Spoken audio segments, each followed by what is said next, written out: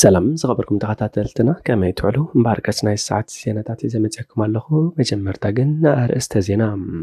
ኣስመራ ብኣጋይሽ ኣለቕሊቓ ተባሂሉ ወጅለ ልኡኽ መንግስቲ ኢጣልያ ብዝተፈላለየ ትካላትን ልምዓታዊ ዘባን ሰፊሕ ዑደት የካይድ ኣሎ መንእሰያት ኬንያ አንጻር መንግስት ሩቶ ሰላማዊ ሰልፊ ወፂኦምን ካልኦትን ዝብሉ ዜናታት ሒዝና መፂናኩም ኣለና ሰናይ ምክትታል ጉጅለ ልኡኽ መንግስቲ ኢጣልያ ብዝተፈላለየ ትካላትን ልምዓታዊ ዘባን ሰፊሕ ዑደት የካይድ ኣሎ እቲ ብላዕለዎት ሚኒስትራትን ኣካየድቲ ስራሕ ዝተፈላለያ ኩባንያታት ኢጣልያን ዝኾነ ልኡኽ ኣብ ናይ ትማሊ በብወገኑ ተመቓቒሉ ኣብ ዘካየዶ ዑደት ሓደስቲ ኣባይቲ ኣስመራ ህንፃታት ፒችኒ ዲጋ ገርገራን ኣከባቢኡን ኢንዱስትሪ ሕርሻን ወዘባ ድባርዋ ፋብሪካ ዓለባ ዶልቼ ቪታ ቤት ዕዮ መንገዲ ባቡር ኤርትራ ነበር ቤት ጽሕፈት ሚኒስትሪ ጥዕናን ርክብ ምስ ሚኒስትሪ ኣምና ኑር ሕሰን ወዘተ በፂሖም ኣለዉ ካዚ በወገን መንግስት ኤርትራ በፕሬዝዳንት ኢሳያስ አፈወርቂ ሚኒስተር ኢንተርፕራይዝን ስራሕቲ ኢጣልያን አዶልፍ ኡርሶስ ተረከበ እማ መስራሕ ወይ ውጥን ውን ኣሎ እቲ ውጥን ኣብ 4 ዓበይቲ ጽላታት ዝጠቃለል ጽኑዕ ልምዓታዊ ሽርክነት ምስ መንግስቲ ኢጣልያን ንምስራት ዝዓለመ እዩ እቶም 4 ጽላታት ተተካጽዓት ወይ renewable energy ማይ ዋተር ንሰድኣ ዝዓለመ መሳንዕ ማኒፋክቸሪንግ ከምኡውን ትሕተ ቅርጺ ኢንፍራስትራክቸር ጽርግያ መንገዲ ባቡር ወደባት መራኸቢታት ስርዓት ሓበሬታ ወዘተ ዝሓቆፈ እዩ ዑደት ልኡኽ መንግስቲ ኢጣልያን ኣብ ኤርትራ ገና ቀጻሊ እዩ ዘሎ ልኡኽ ኢጣልያ ብሚኒስትሪ ጉዳያት ወፃኢ ኤርትራ ኣቶ ዑስማን ሳልሕ ሚኒስትሪ ንግድን ኢንዱስትሪን ኣቶ ዓሊ በኺት ነስረዲን ሓላፊ ቁጠባዊ ጉዳያት ግደፍ ኣቶ ሓጎስ ገብረ ህይወትን ተሰኒዩ ኣብ ዝተፈላለዩ ትካላትን ልምዓታዊ ዞባታትን ኤርትራ ዘይሩ ተዓዚቦም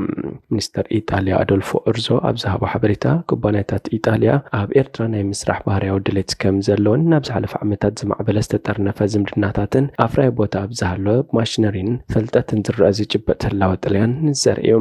ኣብዚ ዑደት ዝተዓዘብናዮ ነገር እንተደኣሃልዩ ሃገርና መሰረታዊ ተራ ክትፃወተሉ ከም እትኽእል ዘርእዩ ምዕባለ ቁጠባ ኤርትራን ርግኣት እቲ ከባብን ወሳኒ ረቑሕ ክብል እቲ ሚኒስተር ገሊፆም ከም ዝፍለጥ ሚኒስተር ኢንተርፕራይዝን ስራሕቲ ኢጣልያን አዶልፎ ኡርሶ ዝተመርሐ ሓሙሽተ ሚኒስትራት እቲ ሃገር ዘጠቃለለ ልኡኽ ሮማ ንሰለስተ መዓልታት ናይ ስራሕ ምብፃሕን ምክያድ እዩ ትማሊ ኣስመራ ምእታው ሓደሽቲ ኩባንያታት ህንፃት ጣልያን ናብ ኤርትራ ብዝሓፀረ ግዜ ከኣትዋ ምዃነን እውን ተገሊጹሎ ብላዕለዎት ሰበስልጣን መንግስቲ ኤርትራ ተሰኒዩ ሚኒስተር ኢንተርፕራይዝ ስራሕቲ ጣልያን አዶልፎ ኡርሶስ ዝተመርሐ ልኡኽ መንግስቲ ኢጣልያ ትማሊ ድሕሪ ቀትሪ ኣብ ፋብሪካ ዓለባ ዛኤር ዶልቼ ቪታ ብኢጣልያውያን ካምፓኒታት ኣብ ምዛም በፅሑ ዘሎ ገዛውቲ ተዛዊሩ ብዛዕባ ተስፋታት ናይ መጻ መደባት ቀጻለ ንግዳዊ ስራሕት ሰፊሕ ርድኢትን ምይይጥን ኣካይዱ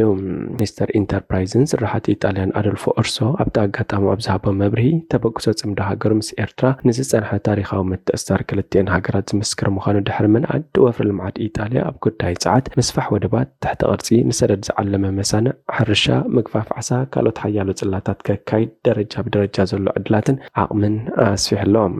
ኢጣልያዊ ኩባንያ ፈሪቲ ያቸቲስ ኣብ ደሴት ሓሊብ ዝርከብ መፍረ ጀላቡን ሓሪና ብዘመናዊ ቴክኖሎጂ ዝተዓጥቀ መፍረ ንምሕዳስ ምስ ሓይሊ ባሕሪ ኤርትራ ክዘራርብ እዩ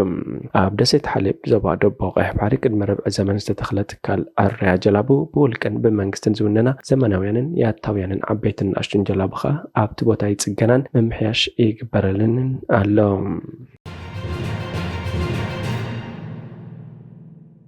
ከተማ ኣስመራ ብኣጋይሽ ኣለቕልቕ ከም ዘሎ ተገሊጹ ከተማ ኣስመራ ብኣጋይሽ ኣለቕሊቓ ትርከብ ኣብ ዝሓለፈ መዓልታት ልኡኻት ጣልያን ናብ ኣስመራ ኣትዮም ኣለዉ ምስ ፕሬዚደንት ኢሳያስ እውን ርክብ ኣካይዶም መኻይኖም ብብዝሒ ኣብ ከተማ ኣስመራ ክንቀሳቐሳ ይረኣያ ብዘይካዚ ኤርትራውያን ንዕረፍቲ ናብ ሃገሮም ይውሕዙ ብምህላዎም ኣብ ከተማ ኣስመራ ዳርጋ ህዝቢ ዕለቕልቕ እዩ ዘሎ ካብ ከተማታት ውፅእ ምስ ትብል ዓበይቲ ፕሮጀክትታት ክትግበሩ ትዕዘብ በህዝብን መንግስትን ኣብ ከቢድ ዕማምዮም ዝርከቡ መስመራት ሓይሊ ኤሌክትሪክ ቴሌፎን ኢንተርኔት ምትዕርራይ ኣካል መንግስት ዕረፍቲ ዘይሂብ ስራሕ ይሰርሕለው ኣብ ከተማ ኣስመራ ምሸት ዘወር ምስ ትብል መንእሰያት ኣብ ኩነታት ኣስመራ ንፋስ ዓዶም እንዳስተንፈሱ ክዘናግዑ ትዕዘብ ካፌተርያታት ደርጋ ብዘይ ዕረፍትን ዘሰርሓ ዘለዋ ብዝኾነ ኤርትራ ናብ ቁጠባዊ ሰውራያ ትክስክስ ዘላ ህዝባ እውን ኣብ ከቢድ ዕዮበት ይርከብ መሻርክቲ እውን ናብ ኤርትራ ምልስ የብዝሑ ኣለው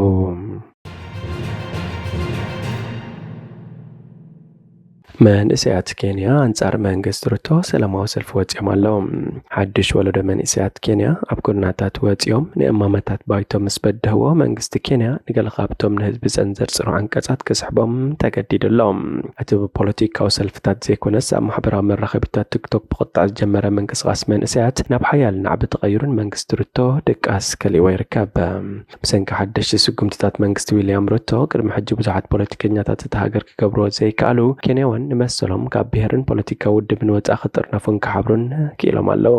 ብሰሉስ ኣማይት ወደብቲ ተቃውሞ ነቲ ብፖሊስ ዝፍነወሎም ዝነበረ ዘንብዕ ጋዝ ተፃዊሮም ንግዳዊ መናሃርያ ከተማ ናይሮቢ ኣልሚሶም ውዒሎም ንሓድሕዳዊ ብዘመናዊ ስልኪ እናተራኸቡ ነቲ ምስ ፖሊስ ግብግብ ዝመልኦ ዘካይድዎ ግጥም ብቐጥታ ብማሕበራዊ መራኸቢታት ዘርጊሖሞ እቲ ጎቦ ጣባይቶ ዝብል ስያሜ ዝተዋህቦ ሓያል ወፍሪ ተቃውሞ ብፖለቲከኛታት ኮነ ተቃውምቲ ውድባት ዝተወደበ ዘይኮነስ ብመንእሰያት ማሕበራዊ መራኸቢታት ዝተዋደደን ዝተዋሃሃደን ጾሪ ህዝባዊ ተቃውሞ ምዃኑ ዝግለጽ ዘሎ ኣዳለውቲ ቶም ሰልፈኛታት ጸሊም ክዳን ክኽደኑ ኣተባቢዖም እኳ እንተነበሩ ገሊኦም ግን ዝተቐደደ ጅንስን ፍሉይ ቅዲ ኣቀማቕማ ጸጉርን ነቲ ሰልፊ ተቃውሞ ዝያዳ ኣድሚቖም ውዒሎም እቶም ሰልፈኛታት ብሰፊሑ ጀን ዜድስ ወለዶታት 92,000 ተባሂሎም ዝጽውዑ ኣብ መወዳእታ 1990ታትን መጀመርታ 2000ታትን ዝተወልዱ መንእሰያት ንምግላጽ ዝጥቀሙሉ ቃል እዮም እቶም ኣብቲ ተቃውሞ ብብዝሒ ዝተረኽቡ ኣብቲ መንግስቲ ዘለዎም ዘይዕግበት ብሃሽታግ ወይ በመሜ ከም ዘይዛዘም ኣጠንቂቖም ኣለዉ ንሕና ጀን ዜድ ንበሃል በስም ነብስና ክንውድብ ክኢልና ኣለና ቲክቶክ መንእሰያት ተቃውሞኦም ዘስምዑሉ ጥራይ ዘይኮነስ ስለምንታይ ከም ዝቃወሙን ንምምሃር ክንጥቀመሉ ኢና ክብል ሰልፈኛ ዝሃ ኢንድሙሊ ንጋዜጠኛታት ተዛሪቦም ብዙሓት ካብኣቶም ንመጀመርያ ግዜ ናብ ናይ ተቃውሞ ሰልፊ ከም ዝወፁን ዲኖስ ፎርስ ታክስ ኦን ኣስ ብግብሪ መንግስቲ ኣይተደብድቡና ዝብል መልእኽትታት ዝሰፈሮም ጽሑፋት ከም በልብሎ ተራእዮም ካልኦት ድማ ሩቶ ውረድ ዝብል ጭርሖታት ኣስሚዖም ወዲ 24 ዓመት ተማሃራይ ዩኒቨርሲቲ ኬን ማኪልያ ኣነ ንዝፈትዋ ሃገረይ ባርያ ኮይነ ከገልግል የብዝ ዘለኹም ነቲ ወለደይ ስለ ዝኣርጉ ክገብሮ ዘይከኣሉ ኣነ ንመጀመርያ ግዜ እገብሮ ኣለኹ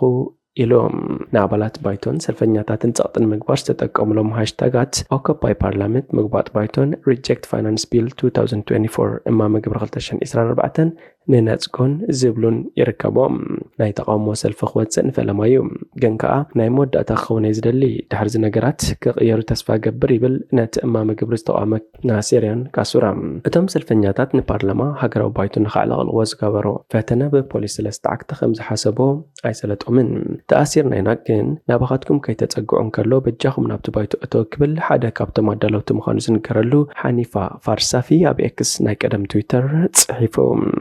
ላዕሊ 200 መንእሰያት ሰልፈኛታት ኣብ ትሕቲ ቀይዲ ኣትዮም እኳ እንተነበሩ ጠበቓታት ናብቲ ተኣሲሮምሉ ዝነበሩ መደበራት ፖሊስ ምስከዱ ገሊኦም ተፈቲሖም ኣለዉ ሓንቲ ሰልፈኛ ናብ መኪና ፖሊስ ሚድያ ብኣብያ ኣይከዲነ ኣይተሓባበርን ንምንታይ ኢኹም ተኣስሩን ዘለኹም እናበለት ዘርግሐቶ ቪድዮ ኣዘራራቢ ኮይኑሎም እቶም ናብ ጎድናታት ክወፁ ዘይከኣሉ ድማ ኣብ ማሕበራዊ መራኸቢታት መልእኽትታትን ስእልታትን ቪድዮታትን ብምጥቃዕ እቲ መልእኽቲ ንኽስማዕ ሓንጊሶም እቲ ናይ ተቃውሞ ሰልፊ ዝኾነ ውድብ መሪሕነት ስለ ዘይነበሮ ፖሊስ ነቶም ብድሕሪ እቲ ተቃውሞ ዘለዎ ዕላማ ንምግባር ኣጸጊሞሎም ዘይከም ቅድሚ ሕጂ ዝካየድ ዝነበረ ፖለቲካዊ ጸረ መንግስቲ ተቃውሞታት ብዘመተ ምዕናዊ ንብረትን ምድር ባይ እምንን ዝተዓጀበ ይነበረን ኣብቲ ሰልፊ ብዘይካ መልእኽትኻ ናይ ምስማዕ ንጹር ቆራጽነት ዝኾነ ፖለቲካዊ ወይ ዓሌታዊ ምትእስሳር ኣይተንጸባርቐን